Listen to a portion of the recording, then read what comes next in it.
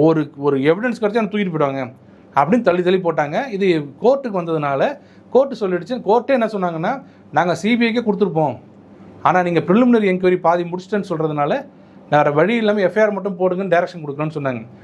அடுத்த கேள்வி நீங்கள் கேட்டிங்க, ஸ்டாலின் பெர்மிஷன் கொடுத்துட்டாரன்னு. எனக்கே உடம்பு செலுத்து போச்சு, அவ்வளோ நல்லவர் ஆகிட்டாரா ஸ்டாலின். ஏன்னா அடுத்தது எங்கே போனோம்? சுப்ரீம் கோர்ட்டுக்கு.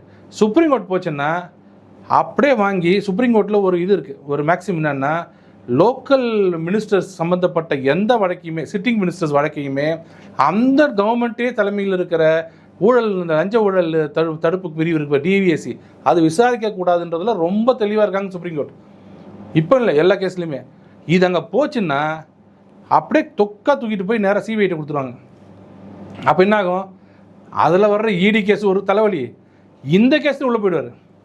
அப்போ என்ன பண்ணியிருப்பாங்க ஸ்டாலின்கிட்ட, ஐயா அப்படியே விட்டுருங்க, தயவுசெய்து நம்ம லோக்கல் ஏட்டே விசாரிக்கிட்டோம், நம்ம தான் அவங்க அடுத்த ஆட்சி நம்ம தான் வரப்போகிறோம், நம்ம இதை அப்படியே க்ளோஸ் பண்ணிவிடுவோம், இதை க்ளோஸ் பண்ணிட்டா ஆட்டோமேட்டிக்காக இடிக்கு போயிடும், வேறு யாருக்கும் கொடுத்துடாதீங்க, நீங்களே எஃப்ஐஆர் போடுங்கன்னு இவர் உடனே பெருந்தன்மையோடு எஃப்ஐஆர் போடுன்னு ஒத்துக்கிட்டாரான்.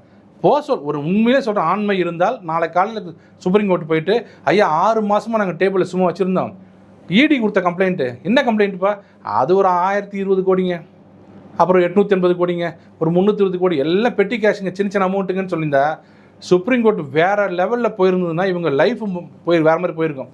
அதை மாற்றுறதுக்காக என்ன பண்ணாங்க, இழுத்தாங்க. அது இன்னொரு வழக்கு சொல்கிறேன், அதில் ஒருத்தர் வழக்கு போட்டார், அவர் ஆதிநாராயணன் ஒருத்தர் வழக்கு போட்டார்.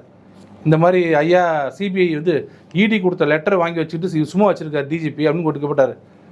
அவர் மேலே இவங்க ஒரு எஃப்ஐஆர் போட்டிருக்காங்க. தமிழ்நாடு அரசு அஃபிஷியல் சீக்ரெட் ஆக்டில் எப்படி உனக்கு இடி லெட்டர் வந்துச்சுன்னு, கொலை பண்ணுறதா பார்த்துட்டு நான் ஃபோட்டோ ஒன்று எடுத்து அமிச்சேன்னா, கொலை பண்ணது பார்க்குறது இல்லை, உனக்கு யார் பெர்மிஷன் கொடுத்து ஃபோட்டோ எடுக்கிறதுக்கு அப்படின்னு கேட்பாங்கல்ல. கேட்டால் என்ன நினைப்பீங்க, ஏங்க ஃபோட்டோ விடுங்க, அந்த அஃபென்ஸை பாருங்கன்னுவீங்களே, நீ எப்படி ஃபோட்டோ எடுக்கலான்னு. அந்த மாதிரி அஃபிஷியல் சீக்ரெட் ஆக்ட் எப்படி உனக்கு வந்துச்சு சொல்லி அவர் மேலே எஃப்ஐஆர் போட்டாங்க.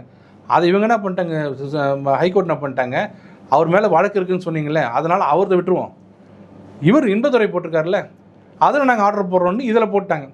எவ்வளோ மோசமாக போயிருக்கு பாருங்கள். சப்போஸ் இன்பதுரை போடாமல் இருந்தாருன்னா இவர் மேலே கேஸை போட்டு இவரை ஒதுக்கிட்டு மிரட்டிருப்பாங்க, நீ போடாதுன்னு. ஸோ இவங்கெல்லாம் இந்த கேரக்டர் இருக்கிற மினிஸ்டர்ஸ் தான் சேர்ந்து மோடி ஊழல்வாதி, மோடி பணமே கொடுக்கலன்றாங்க. இது மக்கள்கிட்டே நம்ம விட்டுறோம். இது எப்படிப்பட்ட கேஸுங்கிறத மக்களே முடிவு பண்ணிக்கிட்டோம்.